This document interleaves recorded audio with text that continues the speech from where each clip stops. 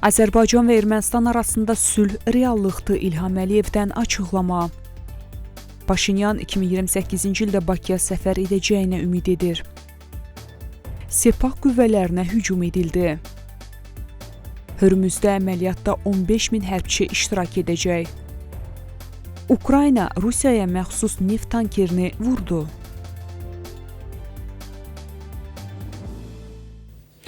İndi isə daha ətraflı. Bugün Azərbaycan və Ermənistan arasında sülh reallıq təşkil edir. Bunu Azərbaycan Prezidenti İlham Əliyev Avropa Siyasi Birliyinin 8-ci zirvə toplantısında video bağlantı formatında çıxışı zamanı bəyan edib. Biz cəmi 9 aydır ki, sülh şəraitində yaşayırıq və sülh içində yaşamağı yenicə öyrənirik. Ötən ilin avqustunda Vaşinqtonda Ağ Evdə biz Ermənistan və Azərbaycan liderləri birgə bəyannamə imzaladıq. ABŞ Prezidenti Donald Trump da artıq qeyd olunduğu kimi onu şahid qismində imzaladı deyə İlham Əliyev qeyd edib. O həmçinin xatırladıb ki, Ermənistan və Azərbaycanın Xarici İşlər Nazirləri sülh sazişinin mətnini paraflayıblar. Bu isə münasibətlərin yekun normallaşması yolunda mühüm mərhələ olub. Bizim və əminəm ki, erməni tərəfdaşlarımız üçün sülh artıq əldə olunub. Ermənistanın baş naziri Nikol Paşinyan 2028-ci ildə Avropa Siyasi Birliyinin sammitində iştirak etmək üçün Azərbaycana səfər edəcəyinə ümid edir. O bunu İrəvanda Avropa Siyasi Birliyinin sammitində çıxış edərkən bəyan edib. Ümid edirəm ki, 2028-ci ildə Avropa Siyasi Birliyinin sammitində iştirak üçün Azərbaycana səfər etmək imkanım olacaq.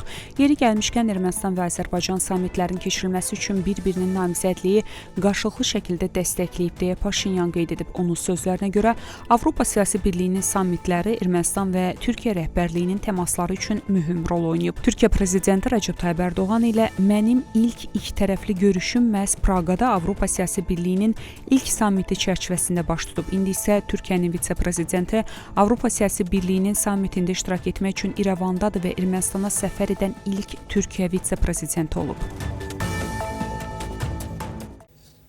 Biz İrəvanda ilk növbədə enerji sahəsində müstəqilliyimizi müzakirə edəcəyik, çünki çox enerji idxal edirik. Bunu Avropa Komissiyasının prezidenti Ursula von der Leyen İrəvanda Avropa Siyasi Birliyinin sammitindən əvvəl jurnalistlərə açıqlamasında deyib. Biz Avropada öz resurslarımızdan, nüvə enerjisindən və bərpa olunan enerjidən istifadəni artırmalıyıq deyə Leyen Avropanın hərbi sahədə digər ölkələrdən asılılığına diqqət çəkib və bu məsələnin sammitin gündəliyində yer tutduğunu bildirib. Sammitdə etibarlı təminat zəncirlərinin formalaşdırılmasının müzakirə olunacağını vurğulayan Ursula von der Leyen Orta Dəhlizin Avropa üçün əhəmiyyətindən də danışıb. O, Orta Dəhlizin Avropa üçün mühüm yer tutduğunu, Cənubi Qafqaz və Mərkəzi Asiya ilə konnektivliyi təmin etdiyini və Ermənistanın bu sahədə əhəmiyyətli rol oynadığını qeyd edib. Davam edirik. İranın Sistan və Bəlucistan əyalətinin Rask bölgəsində Sepahın bölgə komandirinin də olduğu 3 avtomobilə silahlı hücum olub. Bu barədə yerli mənbələr məlumat yayıb. Məlumata görə hücum nəticəsində Sepah komandiri Mahmud Babani və onu müşayiət edən bir neçə hərbçi yaralanıb. Komandirin Zaydan şəhərinin xəstəxanalarından birinə köçürüldüyü bildirilib. Hələlik hücumun məsuliyyətini heç bir qruplaşma öz üzərinə götürməyib. Hörmüz boğazının yeni dəniz rejiminə hər hansı müdaxiləsi atəşkəsin pozulması kimi qiymətləndiriləcəyi. Bunu İran Parlamentinin Milli Təhlükəsizlik Komitəsinin rəhbəri İbrahim Əzizi ABŞ Prezidenti Donald Trumpın son bəyanatına cavab olaraq deyib. Trumpın Birləşmiş Ştatların bazar ertəsindən etibarən azadlıq layihəsini başlatmaqla Hörmüz boğazında ilişib qalan gəmilərin və heyətlərin bu su keçidindən çıxmasına kömək edəcəyini söyləyib. Qeyd edək ki, ötən gün ABŞ Prezidenti Donald Trump Birləşmiş Ştatların Hörmüz boğazından gəmilərin təhlükəsiz keçidini təmin etmək məqsədi daşıyan azadlıq layihəsi əməliyyatının yaxın şərq vaxtı ilə 4 mayda başlayacağını bildirib. İranın birgə hərbi komandanlığı bazar ertəsi bildirib ki, ABŞ ordusu Hörmüz boğazına yaxınlaşmağa və ya daxil olmağa cəhd edərsə hücuma məruz qalacaq. Xəbərdarlıq edirik ki, hər hansı xarici silahlı qüvvə, xüsusilə də ABŞ ordusu Hürmüz boğazına yaxınlaşmaq və ya daxil olmaq niyyətində olarsa, hədəfə alınacaq deyə Xatəm Əl-Ənbiya birgə hərbi komandanlığı bildirib. Bəyanata görə, Birləşmiş Ştatların mövcud vəziyyəti dəyişmək cəhdləri şəraiti daha da mürəkkəbləşdirəcək və bölgədəki gəmilərin təhlükəsizliyini risk altına qoyacaq. Birləşmiş Ştatların Hürmüz boğazından gəmilərin təhlükəsiz keçidini təmin etmək məqsədi daşıyan Azadlıq layihəsi əməliyyatında təxminən 15 min hərbçi, idarə olunan raket esminesi və 100-dən çox təyyarə iştirak edəcək. Bu barədə Birləşmiş Ştatlar Mərkəzi Komandanlığı məlumat yayıb. Qeyd olunub ki, əməliyyata hərbi dəstək, idarə olunan raket esminesləri, 100-dən çox təyyarə, müxtəlif pilotsuz platformalar və təxminən 15 min hərbi qulluqçudan ibarət olacaq. Əməliyyat hərbi münaqişə səbəbindən Hürmüz boğazı sularında qalan gəmilərlə bağlı vəziyyətlə əlaqədar olaraq həyata keçirilir. Qeyd edək ki, daha əvvəl ABŞ prezidenti Donald Trump əməliyyatın yaxın şərq vaxtı ilə 4 mayda başlayacağını açıqlamışdı.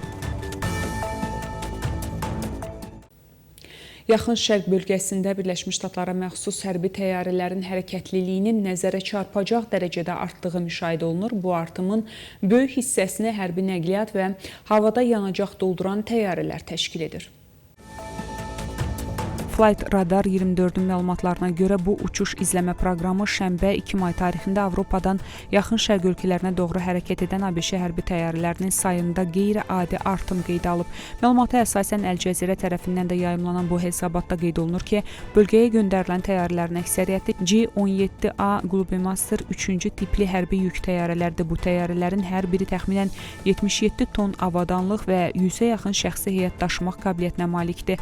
Hesabatlara görə azı 12 nəqliyyat təyyarəsi yaxın şərq istiqamətində hərəkətdə olub və onların bəziləri Almaniyadan bölgəyə yollanıb. Eyni məlumatlara əsasən Boeing KC-135 Stratotanker tipli yanacaq dolduran təyyarələr də bölgəyə istiqamətlənənlər arasında olub. Ən azı 4 belə təyyarənin İsrail ətrafında və qonşu ərazilərdə əməliyyat apardığı müşahidə edilib.